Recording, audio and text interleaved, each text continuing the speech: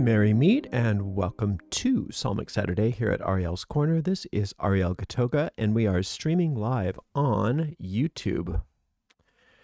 Moderating today are the lovely Honeypaw, the lovely Deline, and the lovely Dre. Thank you so much, moderators, and thank you to everyone for joining us today. This psalm is a bit on the longish side, just to give us a bit of a buffer. I put our premiere today at 11:15 rather than our normal time of 11 o'clock, and I hope that you can join us for that premiere. And I have attached that premiere to this live stream, so if you hang out to the end of the exit music, it should dump you right onto that watch page, or at least to a link to that watch page, depending on the device that you're using. If you haven't done so already, please make sure you like this video, subscribe to the channel, and hit the notification bell. We have a website, and that's at arielscorner.com, arielscorner.com, and that's where you can get access to everything we offer. We have all kinds of stuff, and it's all free of charge, so please check it out, arielscorner.com. While you're there, you'll notice on the footers and all the headers of all those pages, you will find links to our social media, and two of those links might be of special import to you if you are new here. We have a Discord server, and we also have a private Facebook group, and that's where you can become a little bit more involved with our community should you desire to do so. We'd love to see you there.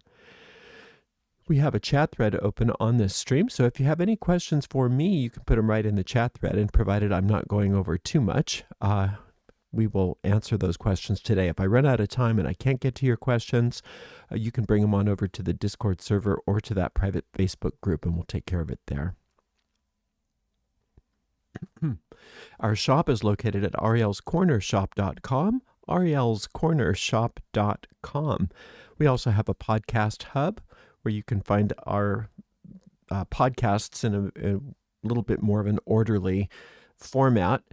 They're also available as playlists on YouTube as well, so whichever format you prefer. But that podcast hub is at arielspodcasts.com, arielspodcasts.com. If you'd like to donate to this channel, you can do so by using a super sticker, super chat, or super thanks right here on YouTube. If you prefer PayPal, you can go to our PayPal hub. That's paypal.me/Ariel Gatoga, paypal.me/Ariel Gatoga. It's not a hub, it's a portal, our PayPal portal.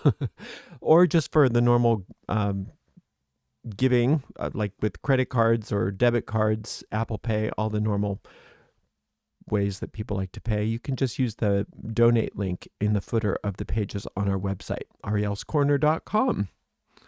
All right, I think I took care of everything. Let's get going with our psalm spell, shall we?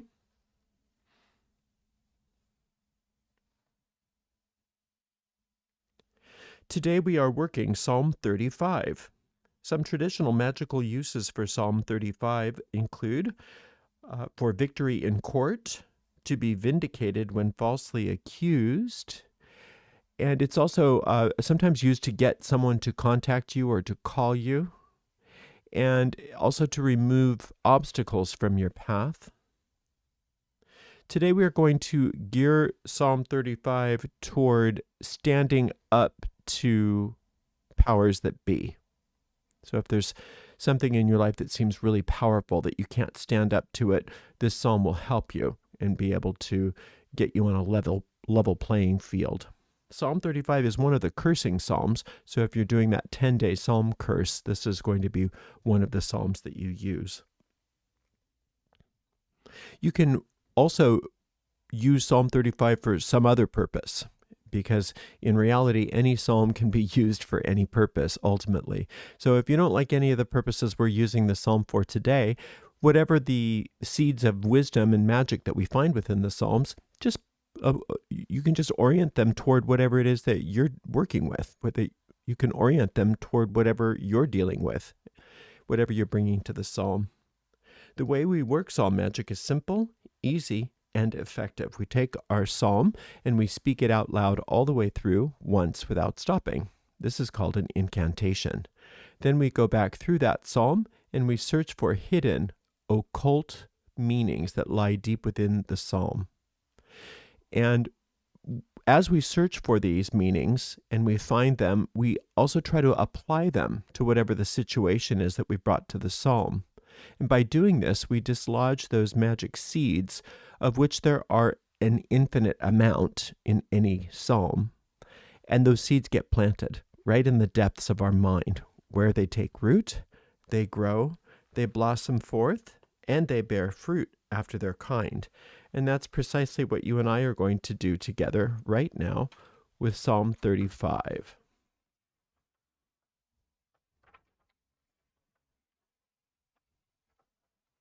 I'm going to just open that again so that it's a cleaner shot for when I edit this.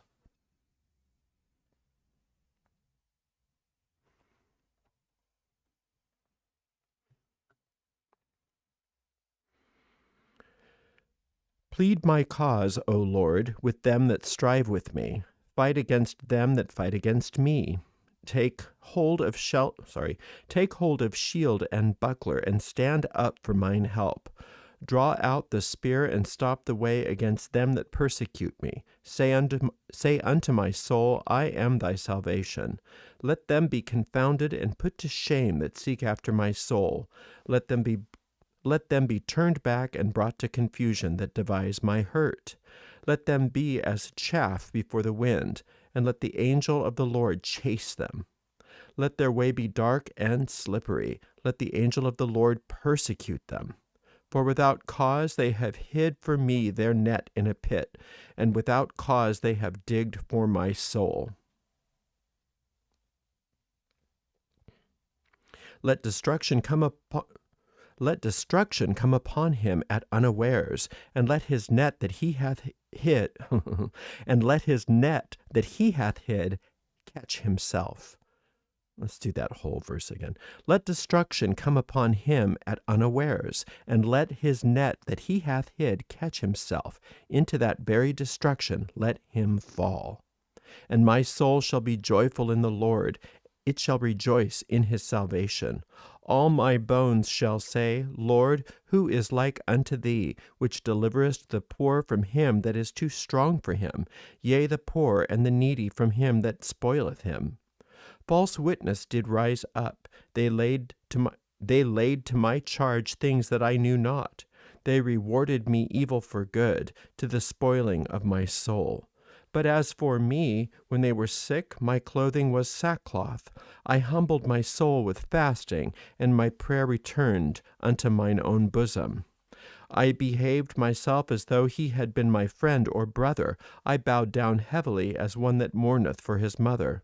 But in mine adversity they rejoiced. They gathered themselves together. Yea, the abjects gathered themselves together against me, and I knew it not. They did tear me, and ceased not. With hypocritical mockers in feasts they gnashed upon me with their teeth. Lord, how long wilt thou look on? Rescue my soul from their destructions, my darling from the lions. I will give thee thanks in the great congregation. I will praise thee among much people. Let not them that are mine enemies wrongfully rejoice over me, neither let them wink with the eye that hate me without a cause. For they speak not peace, but they devise deceitful matters against them that are... One more time. For they speak not peace, but they devise deceitful matters against them that are quiet in the land.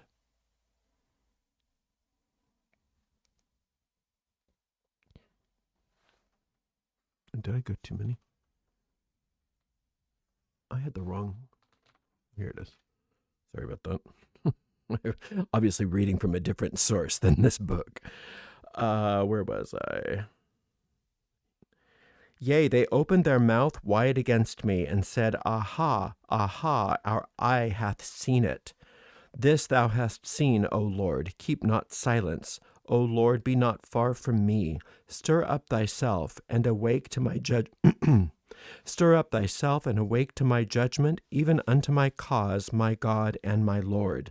Judge me, O Lord my God, according to thy righteousness, and let them not rejoice over me. Let them not say in their hearts, Ah, so would we have it. Let them not say, We have swallowed him up. Let them be ashamed and brought to confusion together that rejoice at mine hurt. Let them be clothed with shame and dishonor that magnify themselves against me. Let them shout for joy and be glad that favor my righteous cause. Yea, let them say continually, Let the Lord be magnified, which hath pleasure in the prosperity of his servant. And let my tongue shall speak of thy righteousness and of thy praise all the day long. Well, this psalmist sure was going on about it, wasn't he? Having a bad day. It starts out with, Plead my cause, O Lord, with them that strive with me. Fight against them that fight against me. Before we get going in here, let's orient ourselves to what we mean by the Lord. The Lord is not an entity, it's not a deity for us when we work psalm magic. The Lord is the one power, the one source, the one force in all of the universe. There's but one. And therefore, there's nothing that can oppose it, nothing that can stand up against it, and nothing that can thwart it. One with this force is a majority, and whom this source is for, nothing can be against. And this source, this force, is for us. That is why when we orient ourselves to this force and we work this kind of magic, our success is assured. It's starting out with plead my cause, O Lord. It's putting us in the setting of a courtroom. So they're using the symbolism of a courtroom, a judgment, a trial. Plead my cause, O Lord, with them that strive with me. Fight against them that fight against me. So we're asking the infinite to be our lawyer, to be our solicitor. Take hold of shield and buckler and stand up for mine help. Not only that, but now we're taking it out of the courtroom and onto the battlefield. So fight my battle for me. And it's so important for us to get behind this idea of the infinite fighting our battle and pleading our case, because when we do it, we are being defensive, and our defensiveness causes more upset. What we think about and what we do, we project onto the screen of space and interact with it. So if we're being defensive, then we are attacking. And then we are involved in this never-ending battle of us against them, us against them, us against them. But when we take that need for defense and we turn it to the infinite, and we say, you do it, we take ourselves out of that equation, and we can begin to find the resolution that we're seeking here. We can begin to also then ultimately find peace with the situation, which is our ultimate goal.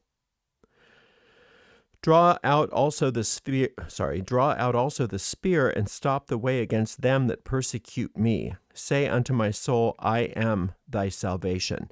So again, we are reiterating that the infinite is the one that we need to place our attention on, not them.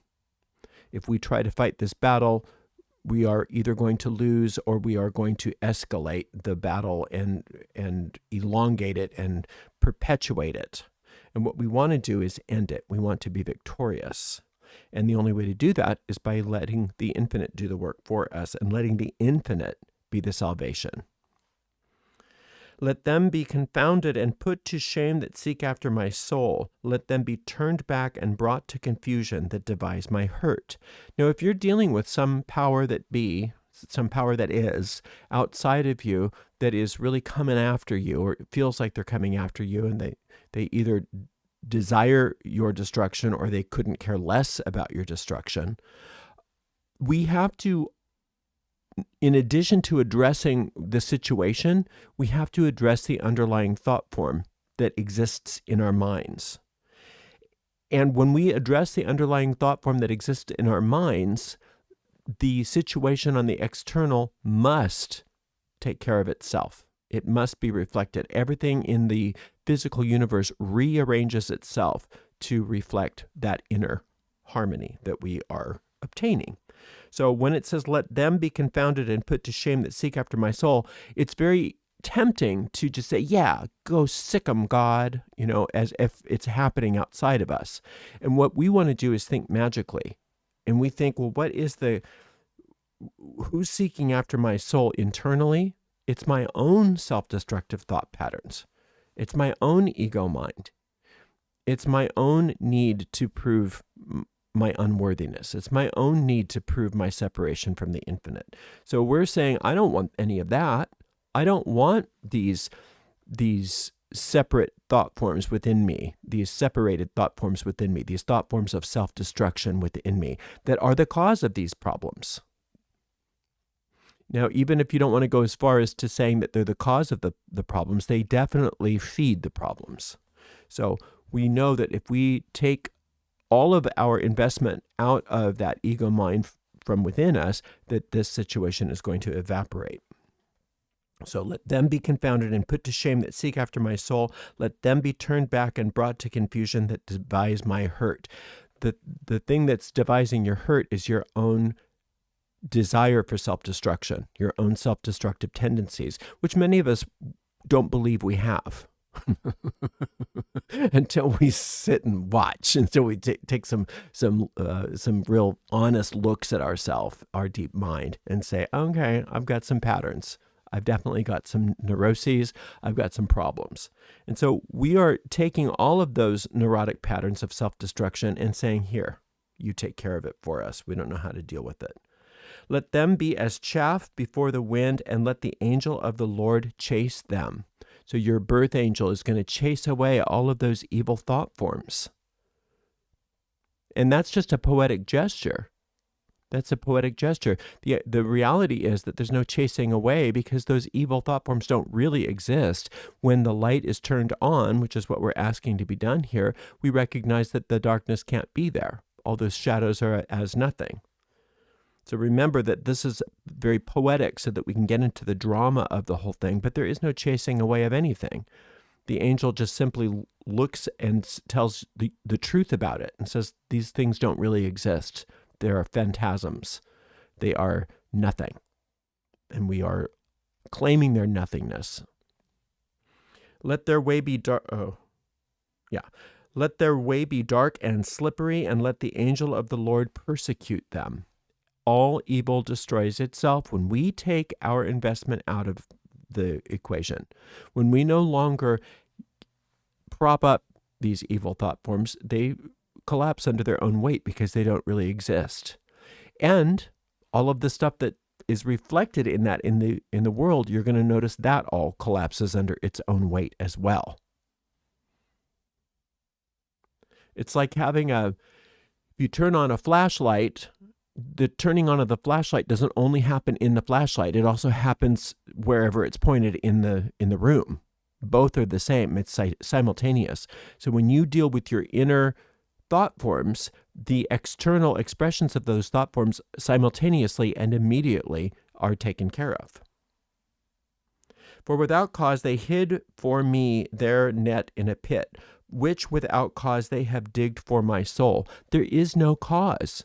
There is no good reason for us to have an ego. There is no good reason for us to think we're separate from the infinite. There is no good reason for us to be self-destructive. It's all nonsense. It's all insanity. And that's why ultimately it's not really happening, except for within the realm of a hallucination, which is what this world is. And that's also what the ego is. It's all a bunch of nothing. Let destruction come upon him at unawares, and let his net that he hath hid catch himself. Into that very destruction let him fall. Again, it's all coming back unto itself. So the ego mind is going to eat itself up, and you're going to notice that as it does that, that all of the problematic people that are being so unfair to you out in the world, they're going to get caught up in their own net as well. Let destruction come upon him. And it says at unawares. They're not going to see. The ego is so arrogant. It doesn't think that anything is more powerful than it. And it knows that that's not true, but it puffs itself up to believe that that's true. And so it's not going to expect its own destruction because it doesn't think it's available. It doesn't think destruction is available to it. And the same sort of thing happens with these types of personalities out in the world. They think nothing can touch them. They think that nothing's going to ever happen. Look, I get away with stuff all the time. So when they least expect it, they're going to get their own destruction as well. But we have to focus on our internal world. And when the ego is destroyed, that's simply a symbol for the understanding and the realization of its unreality to begin with. And my soul shall be joyful in the Lord, it shall rejoice in his salvation. So even though it's telling you that in the future tense, it's giving you a formula as to how to have that happen right now. Being joyful in the Lord and rejoice in its salvation. So having joy that you and the infinite are one. Having joy that you are one with all of the qualities of the infinite, and that oneness is your salvation. And since that oneness is always there, you are always saved. There's never been a time that you haven't been saved. There's never been a point in space that you haven't been saved. But you believed you were unsafe. You believed you were under attack. And there's all the evidence in the physical world to support that belief. But now that we're taking care of it internally, all of the evidence is going to show you something completely different in the world. All my bones shall say, Lord, who is like unto thee, which deliverest the poor from him that is too strong for him, yea, the poor and the needy from him that spoileth him. Now, the poor and the needy here, we're talking about in the world, our inability to get our needs met. We believe that we are unable to get our needs met, and that these people or this person or this organization is really standing in our way. And from the world's point of view, it's very true. It's very, very true. This person or these people or this organization is standing in the way of me getting my needs met. They are persecuting me. It's awful. So when it says, all my bones shall say, Lord, who is like unto thee, which deliverest the poor from him that is too strong for him, we understand that when we turn our focus away from how we're being victimized by this person or these people, and we put all of our focus on the infinite, we recognize that the infinite's power to relieve us from that is immediate. So we find that inner relief first, and that external relief is going to show itself simultaneously. False witnesses did rise up. They laid to my charge things that I knew not. Well, first and foremost, the ego mind is all lies. It was born from the lie that you and your creator are separate and that you're all alone. So that was the beginning of it. And everything else that it's tried to show you and teach you and bring you is to prop up that lie, is to give you evidence to support that lie. And so it's been using the three-dimensional time-space continuum as its playground to convince you that all of these lies are true. So the people, the situations, the world at large, everything that you see outside of there is a very scary, horrible place, because that's where the ego wants you to believe you live. But the good news is when we change our focus from that of being afraid of the world to understanding that within the infinite has all power, then the world starts to reflect a different reality for us, and things just get cleared up. So the false witnesses no longer rise up. So when we have the false witness of our ego telling us lies, it very frequently is reflected in the world as other people telling lies about us. Sometimes we're telling lies. The honesty in the world doesn't exist because there is no honesty internally. But once we clean that up, once we no longer believe in the lies of the ego, we put all of our focus on the infinite, then those lies are exposed in the world, and they are corrected. They rewarded me evil for good to the spoiling of my soul. Well, that's what you get from the ego. The ego is self-destructive. It wants us destroyed. It's a thought of destruction. What else could it be? Why would we devise this idea of I'm separate from my good if we didn't want the ultimate outcome of that to be for us to cease to exist, which is insanity. So our souls don't desire that, but somehow we bought into this idea of self-destruction, and the whole world kind of helps to reinforce that with each other. So they rewarded me evil for good, to the spoiling of my soul. That's what the ego will reward you. You want to do something nice, the ego will give you something evil. And if you try to be nice to the ego, it will give you evil. And that's reflected in our lives frequently as these types of personalities that we have to come up against, that no matter what we do, they're being mean to us, they're being cruel to us, they don't care about us. So when we recognize that that's a reflection of an internal process, we work this magic on the internal process, and it's like magic. Immediately, these people and these situations clear up. But as for me, when they were sick, my clothing was sackcloth. I humbled my soul with fasting, and my prayer returned into mine own bosom. We're talking about sackcloth and fasting. Sometimes that can be a real negative thing, like not that we feel ashamed of ourselves or we feel bad or we're sinners and we need to repent. Here it's talking about those symbols as being symbols of humility. Now, it's not necessary that you put on sackcloth and fast necessarily, but you do want to understand what humility means. Humility doesn't mean, oh, I'm just me and God's amazing and I'm just me. That's not humility. That's arrogance. That's arrogance.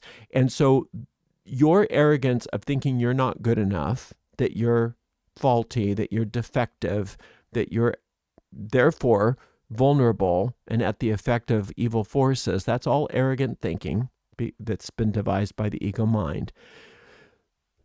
The experience that we have in the world of that is also a manifestation of that arrogance. So we want to recognize, no, I'm going to fast from those thoughts. I'm going to fast from arrogant thoughts, and I'm going to recognize I am perfect the way I was created.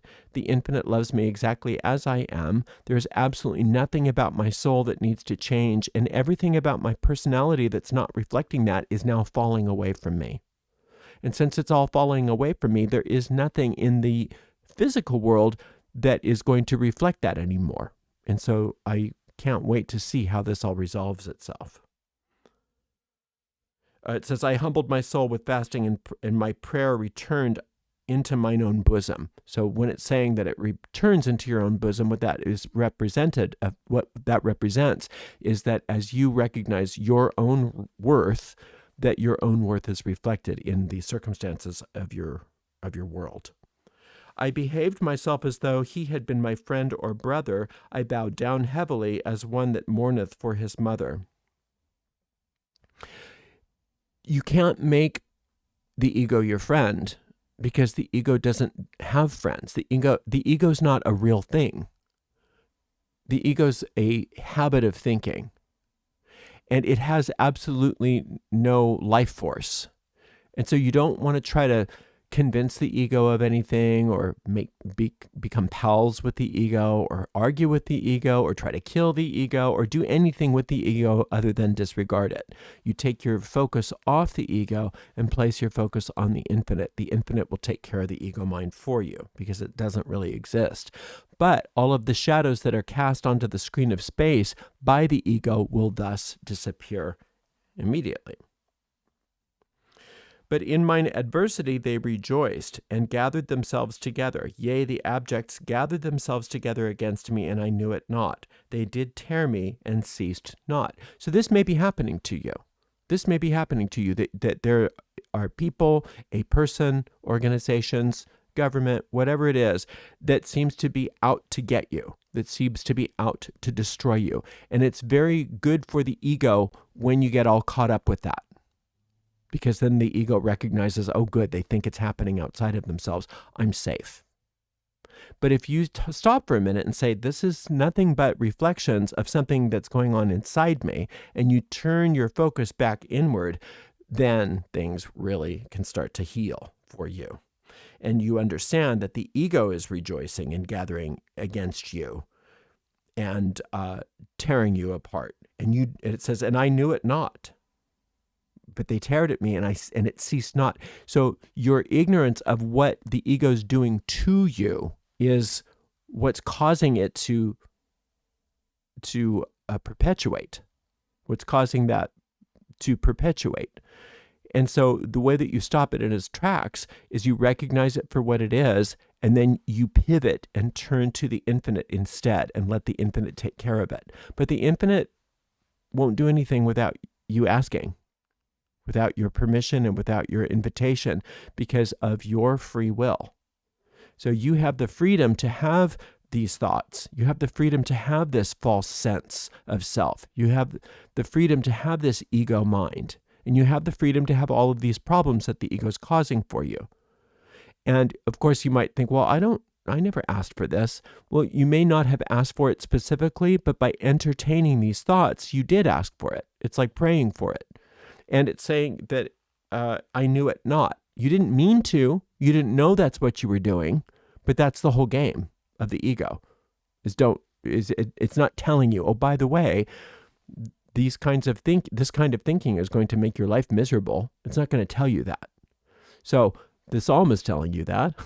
And so when you recognize that, and then you consciously turn your attention away from that into the infinite and ask for the infinite to heal this for you, all is well.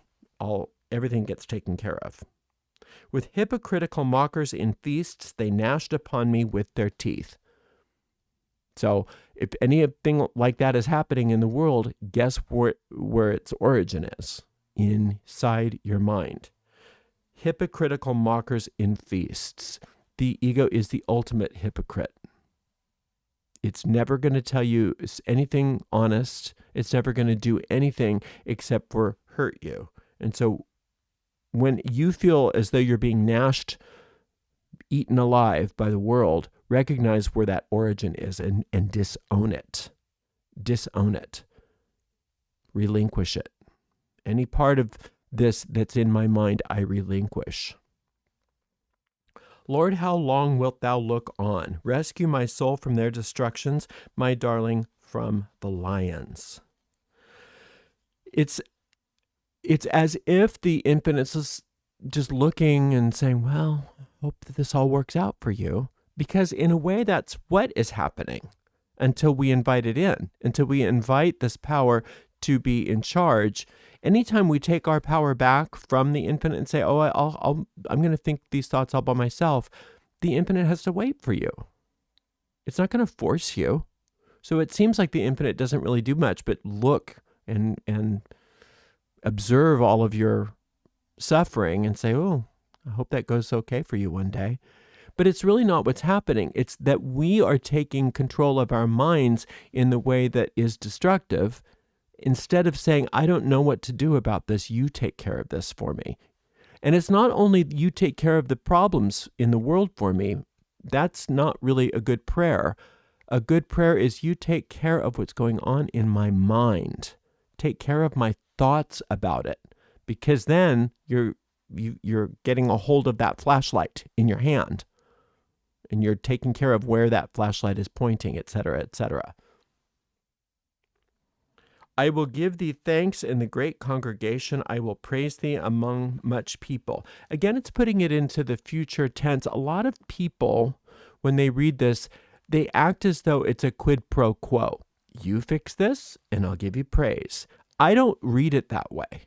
I look at it as a poetic device as to I'm seeing myself already this situation already resolved. I'm seeing myself giving thanks for the resolution of this. I'm putting it in the present moment. And so it's giving you the formula. Give thanks in the great congregation and praise the infinite among much people. People are your thoughts. The congregation is your mind. So all my thoughts are thinking thoughts of praise. All my thoughts are thinking thoughts of gratitude. I'm not thinking any more thoughts about what's going on with this situation other than, yay, it's resolved. Let them that are mine enemies wrongfully rejoice over me. let not them that are mine enemies wrongfully rejoice over me, neither let them wink with the eye that hate me without a cause. There's no good reason for the ego to be. There's no good reason for us to have these self-destructive thoughts. There's no good reason for us to hate ourselves, and therefore there's no good reason for anybody outside of us to hate us either. We are not hateable. And so any hatred is without cause. And we are going to take our minds off of hatred and turn our thoughts towards God's love, the infinite's love. Infinite love is a name of God. It's a quality of God. And if you sit and contemplate infinite love instead of what's going on in the world and instead of what's going on in your ego mind, if you pivot that, it's like having sonic therapy, where all of these sound waves come through and completely annihilate anything that's unlike themselves. We want to permeate every aspect of our consciousness with this concept of and this experience of infinite love. For they speak not peace, but they devise deceitful matters against them that are quiet in the land. So basically, the purpose of the ego is to destroy your peace. That's its function, is to destroy your peace. And that sounds horrible, and it is, except for it also gives you an indicator as to which part of the mind is being active. If I'm not at peace, then I know my ego's in charge. And so it's not that I should feel bad about that or blame myself for that, but take it as an alarm. Oh, ego's in charge. What do I do about ego being in charge? Not fight against it, not try to bargain with it, not consider it on any level, but pivot away from it and turn to the infinite and ask the infinite to take care of it for me, because I want peace. So if I'm not feeling peace, it's because I'm not engaged with the part of my mind that is peaceful. And so when we do that, these unpeaceful experiences in our objective world have to resolve. And but they devise deceitful matters against them that are quiet in the land. The land is your experience, your three-dimensional experience. So your peaceful three-dimensional experience is upset when your mental experience is upset, and your mental experience is upset when the ego mind can be in charge. And so when we notice that it's in charge, we pivot. Yea, they opened their mouth wide against me and said, Aha, aha. Let's say that again. Yea, they opened their mouth wide against me and said, Aha, aha, our eye hath seen it. The aha, aha in the Psalms is a gesture of mockery. So the ego is a device of self-mockery. And when we are mocking ourselves, you can better believe that there's people out there that are mocking us too. It has to work that way. So instead of only trying to deal with the people that are mocking you externally, you, as we've said a lot today, you want to turn and take care of the internal mockery, and that'll take care of it for you. So anytime that you notice yourself saying, see, I knew it, that's self-mockery. Why does this always happen to me? That's self-mockery. Also, I'm such an idiot. And when you do it to other people, that's still self-mockery. They're so horrible. They're awful. I can't stand them. That is projecting onto the screen of space that comes right back at you. Anything that you do to another, you're doing to yourself. So we want to stop with the mockery. The self-mockery and the mockery against other people, even whether it's subtle or not. And the only way that we can handle that is when we notice it, turn and face the infinite and ask for help. This thou hast seen, O Lord, keep not silence. O Lord, be not far from me. This is an affirmation that the infinite is always present. And you must feel for the presence of the infinite. You must acknowledge the presence of the infinite. The presence of the infinite is not going to say, I'm here, step aside. The presence of the infinite is always there. It's omnipresent. But if you're not willing to experience the presence of the infinite's not going to force you. But if you ask to experience the presence of the infinite will make itself known. And that's golden magic. When you feel the presence of the infinite, nothing can stand up against it. Stir up thyself and awake to my judgment, even unto my cause, my God and my Lord.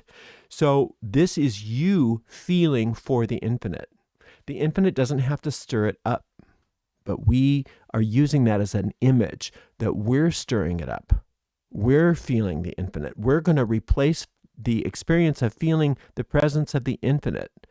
We're going to replace all those other experiences with that, because two things cannot exist in the mind at the same time.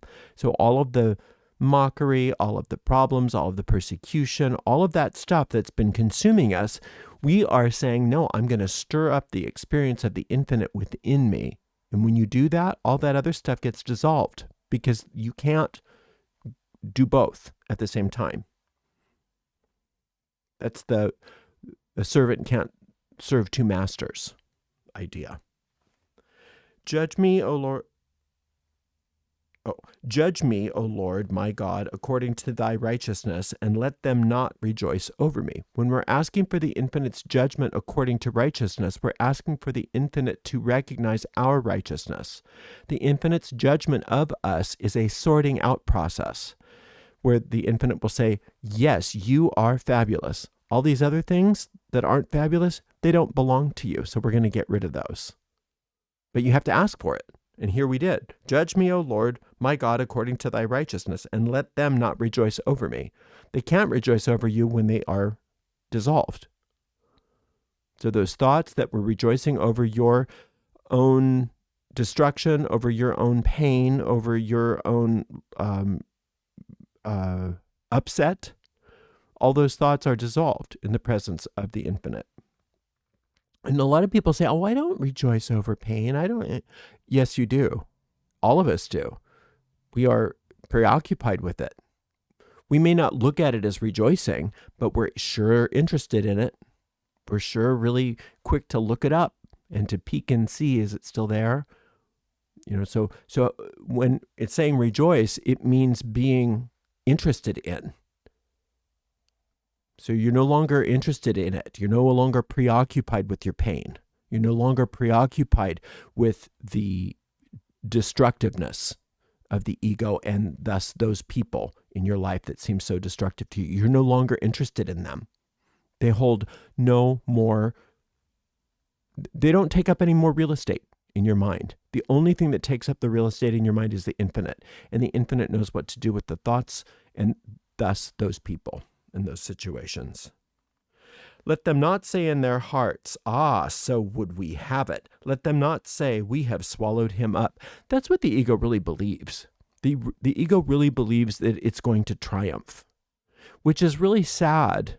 It's really kind of it's sad that we allow such insanity to even exist in our minds, because how could any part of us go against the will of the infinite? The will of the infinite is not that you be swallowed up, that you be destroyed. There's no such thing. You cannot destroy your soul. You could destroy your body. You can destroy your mind, at least in time, but your soul is still just as perfect as it's ever been, and it's never going to be any different. And there's nothing you can do about that. There's nothing your ego can do about that. So once we recognize there's really nothing I can do other than be perfect as I was created, and we keep coming back to that in our mind, those other ego thoughts just fall away. They fall away, and thereby all the problems in the world that those thoughts are creating fall away as well. All those problems in the world that those thoughts create also fall away.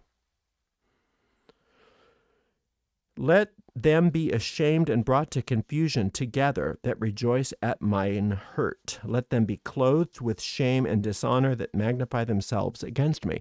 This is really a wonderfully poetic way of saying, you handle the ego. You deal with all of these problems. Let you handle it in your way. I'm no longer going to tell you what to do. I'm not going to direct it. I'm not going to be involved in it. The only thing I'm going to involve myself in is experiencing your presence. I'm giving you charge over these things. And when you do that, the infinite says, got it, I'm here. Thanks for asking. Thought you'd never ask. Right? So we're no longer going to be involved in these things. We're going to let the infinite handle it. When we let the infinite handle it, we have to let the infinite handle it. Because what we tend to do is say, you handle it, except. Wait, I'm going to do this. Did you do that? Make sure you do this. No, none of that. No micromanaging the infinite. You handle it. I trust you. I'm just putting my focus on your presence. And when you put your focus on the infinite's presence, you also start to recognize that your heart's desires become what you're preoccupied with instead of your problems. And you start thinking in terms of what productive things you want to start seeing in your life and the good that you want to start seeing in your life instead of these problems. And that's exactly where the infinite wants your mind to be.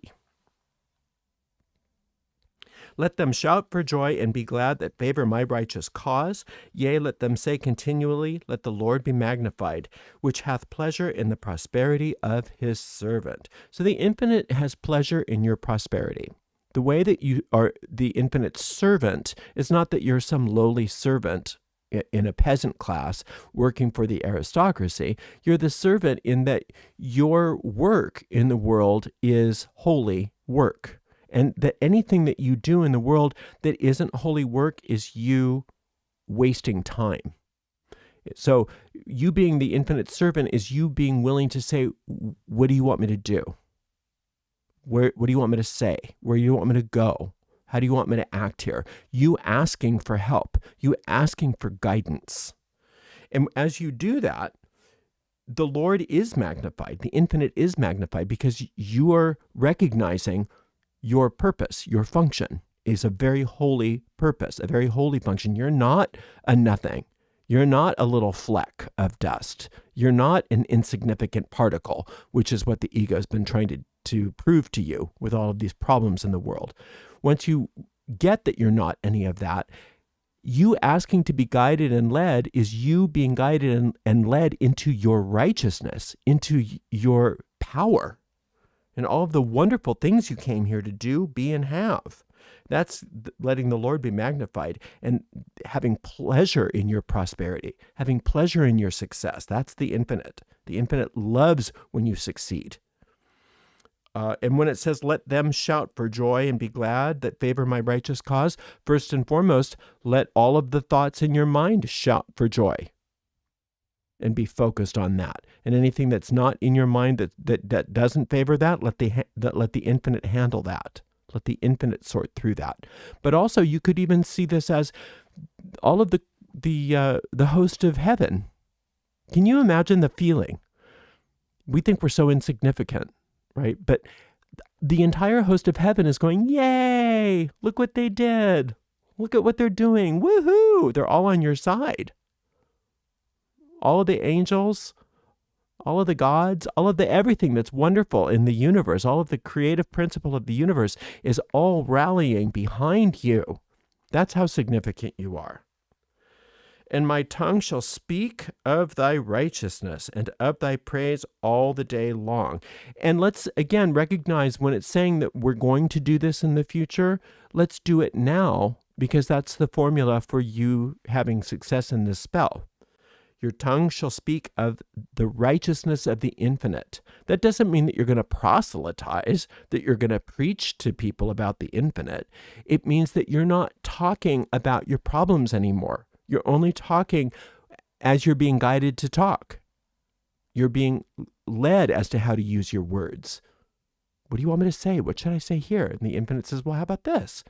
Oh, I love that. You know, you're co-creating with the infinite, and you're using the magical power of your words to cast good spells each and every moment instead of the destructive spells of your ego that have been in charge for so long. And of thy praise all the day long. All the day long means right now, no matter what is happening. If I'm not praising the infinite, I'm not using my mind right. How do you praise the infinite? By being enthusiastic about how good something is.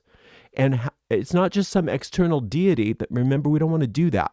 That just really puts us in a bad place of superstition. Oh, the infinite up in the sky, I praise you. No. What is good? What is tangibly good in my life? What is tangibly good in my mind? What is good in my body? What is good? There's good. Don't worry about the bad right now. Let the infinite take care of that, like we've been doing through this whole psalm. What is good? How enthusiastic can I get about how happy I am about that thing? I had great food to eat today. Yay. I can breathe. Woohoo! Feel that oxygen in my lungs. That is amazing. What is good? And give yourself 5-10 minutes several times through the day to ask what's good. That's praising God. That's the only real way to praise God. If you're praising some abstract concept of a creator out in the universe, that might make you feel good for a second, but that's not what we're talking about. That's not what we're talking about at all. So you just take this psalm and you keep coming back to it once a day and apply it toward whatever your situation is. And keep doing that until you get a sense of peace and certainty that your situation is resolved. Whether or not you see anything in the physical world doesn't matter. How you feel about it is what matters, because that will tell you when you feel peaceful and resolved that everything's working out perfectly, you know that your spell has been cast and you don't need to work on that situation anymore. You can move off of it and go do something else. Thank you so much for spending some time with me today. I so appreciate you. Until next time, blessed be. Ooh, that was a long one. Let's see. How did we do? We have any questions? Okay, here's a question. Ariel, what are some psalms or workings to heal after experiencing betrayal? Well, this one's a good one. The one we just did. It's a great one. But let's see. Betrayal. Do we have any betrayal? Let's look. Psalm Magic. If you go to the section called Psalm Magic, Psalms Home. Darn it. Stop it. Sorry. Psalms. There is a section under Psalm Magic called Powers and Uses of the Psalms. I don't remember if betrayal's in here, but let's look. Betrayal. 41, 55, 69, 101, and 109. Those are all good. You could do just one of those, or if you wanted to do 1, 2, 3, 4, 5, you could do a 5-day spell where you do one of these each day and see how you feel at the end of the 5 days. And if you don't feel like it's there yet, then do another 5 days. That's a great way to use these collections. So if you go on to ariels-corner.com or just arielscorner.com and you look on the main menu, there's a drop-down menu where it says Psalm Magic, and one of those items is Powers and Uses of the Psalms, and the betrayal section is there. And the ones that I have listed, although you could use any psalm, but the ones I have listed are 41, 55, 69, 101, and 109. So if we got any other questions here? We don't. Well, thank you for that great question. And thank you so much to everybody for joining us. And thank you to the amazing moderators. Today we had the lovely Honeypaw, the lovely Deline, and the lovely Dre. And we'll see you over on at the premiere that's happening in just under 10 minutes from now. So we'll see you then. Blessed be.